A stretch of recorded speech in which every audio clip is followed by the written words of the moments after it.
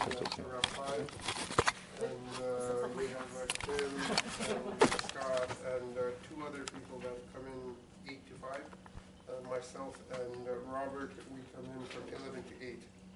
But when we have a Via Stadium soccer game, or we have an SAP Center, or even if we have like a parade, or sometimes like this jazz festival, then myself or Robert, we're here till like, we've been here till 1 in the morning to midnight, 1, in terms of when the event ends.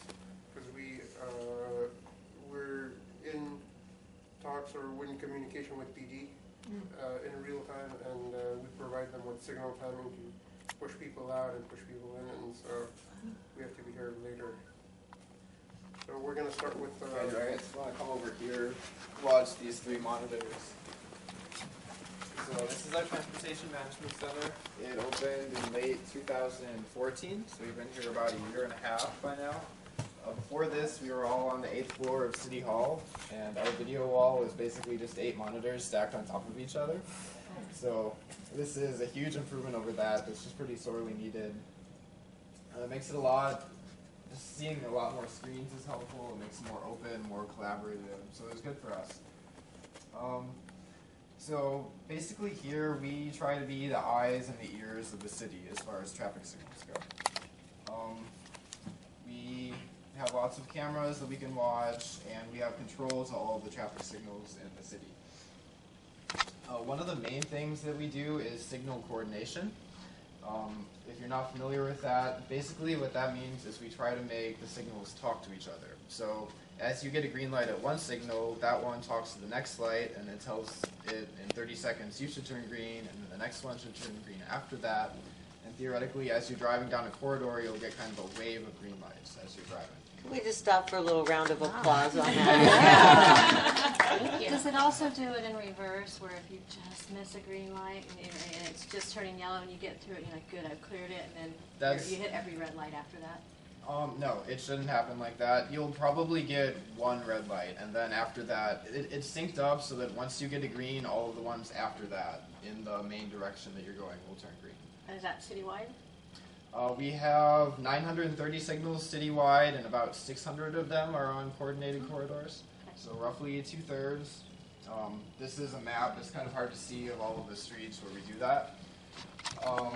Mostly on high-volume streets or commute corridors, so like First Street, Monterey Road, Brokaw, pretty much any major street in the city will coordinate the signals.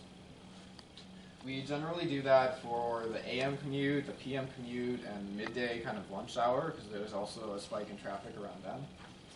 If you have questions, feel free to just ask. We'll probably have time at the end also. So do you monitoring them now, it looks like, because I can see this looks like a little line down there. Yep. And do you make changes if you see something that doesn't look right, or what are you monitoring? Yes, okay. yes, definitely. Tim will talk about that when Okay. he'll go into our kind of day-to-day stuff. As far as coordination goes, traffic volumes is one of the biggest things that goes into that, so we'll record traffic volumes over the span of about a week to try and get typical ideas of how many people are turning left here and how many people are going through. From that, we also figure out when the heaviest times are, so we decide when to coordinate it. If you have signals coordinated during off-peak periods, it's really bad for the side streets, because they'll have to wait a long time while the main street is getting a green, even if there's no cars there. So if that's the case, we'll generally not coordinate it and let them run free instead. That's what we call it if it's just running based on detection. So do your signals then count cars? Because you said volume. We have detection. Tim will talk about that in a bit. Keep on thinking about what Tim's going to talk about. No, that's fine. It's good to ask questions like that. So how about go ahead. Sorry. Go ahead. How does San Jose compare to, say, other cities in terms of the technology deployed? It's pretty similar. In the past, we've tried being on the very cutting edge of some things, and there's a lot of problems associated with that. If you get kind of too new, there's lots of bugs to work out, lots of kinks to work out. We have one of the best signal interconnect systems in the country, and that's the fiber and copper that we use to communicate with the signals. A lot of cities don't even have the ability to talk to their signals remotely, but we can view all of them from here. We can make changes to all of them except for like maybe 5 or so that are in far south San Jose, but most of them we can control from here. And how do you coordinate with VTA, with the light rail? That's difficult. We try to give rapid transit buses, so 522 and 323, as well as the light rail priority whenever possible. And in signal terms, what priority means is either an early green or a green extension. So if a light was going to turn green, you can either start it about 15 seconds early by cutting off the side streets, or you can extend it another 15 seconds by also cutting off the side streets. So when you say you could, are you guys controlling that, or is the system controlling that? We program it into the system, and then it'll run a regular pattern. But we can monitor that and make changes I as see. needed. Thank you. Is any of this recorded, or is it just live feed? We get that question all the time. We'll get that question sometimes if there's an accident and someone wants to know, hey, did you record this? Do you see who was at fault? We don't record any video. We don't have the storage capability or resources to do that. It would be great if we could. It would be helpful for us to look back and see certain things, but we just don't have the resources to do that. Okay, the screen right behind you there. That is, we do have the ability to if we know ahead of time. So for like Avaya Stadium events, we record it so we can look and make changes. Abdul can talk about that later. Yeah, We'll go but into we that. have a member that's actually outside. Oh, okay. I'll pause for a second. So you have these, we see. Do you want to talk about this, or am I? Tim will get to that. Okay. You got some big shoes to fill, buddy. Yes, a lot of questions. That's good. You might feel like you're answering. How many cameras are there total, do you say? We have about 250 intersections with cameras. Okay. Some intersections have PTZ cameras that can pan, tilt, and zoom. Tim will show you those. Others are fixed like this, where it's just constantly looking at a single location. Mm-hmm. So getting back to coordination for a little bit, we'll put in coordination, we'll model it, we'll get the volumes, we'll do all of that, and it'll work great for a little while until someone builds a new development or traffic patterns start to change, and suddenly the timing that you put in for 1,000 vehicles per hour doesn't work as well for 1,500 vehicles per hour. So we have a signal retiming budget that allows us to retime roughly 100 signals per year, which means roughly every 6 years the entire city will get taken care of as far as retiming goes. In the past, we've just had a rolling list, so that whatever we've ignored for the longest kind of gets pushed to the front. But that isn't a very good way of doing it, because sometimes what was good 6 years ago is still fine now. Maybe traffic patterns haven't changed at all, and it's still working okay. So we're shifting to a more data-driven approach.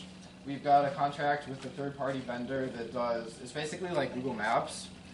And what they do is they'll get GPS points from cars that have that app on their phone, and from that we can get the speeds on all of these corridors throughout the city. And we can look at that now and compare it to a year ago, 2 years ago, 3 years ago, to see if it's degraded at all. If maybe it was going 30 miles an hour on average 2 years ago and now it's down to 15, then we'll know that that needs attention. And we're not doing it just simply based on what hasn't been retimed in the longest. So when you say you keep this data, are you tallying it? Are you So it's all electronic. electronic? The company is Inrix, and they have a couple nice little apps on their website where you can download data, you can visualize, you can kind of color things differently based on the speed of a corridor. So there's some user interface that helps us visualize that. You can also get raw data, which just gives you the speed on this segment for an average number of cars. You know, you talk about adding capacity where necessary to improve the flow. Do you ever reduce capacity? So there's this app Waze that lets people sneak through neighborhoods and everything. Yeah. Is there a way to make it more difficult so that's not a good option? We will do that sometimes if we notice that. So I have sort of an example of that. Oakland Road and 101 by Commercial Street. I don't have the labels on. What we often see there is people are getting off of 880 South and then taking surface streets to get back onto 101 to avoid this interchange. That's our streets. It's my neighborhood. Yeah. We try to discourage that. We'll do things like if they're trying to get from 101 to 880, we'll make this left turn particularly long to try and discourage them from taking side streets and just staying on the freeways. Great. It's getting off of freeways and back on, like Waze encourages, is not good for operations. People are really bad at merging. Yes. It causes huge... We drive. I mean, it's true. Yeah. An easy thing to do. Theoretically, yes.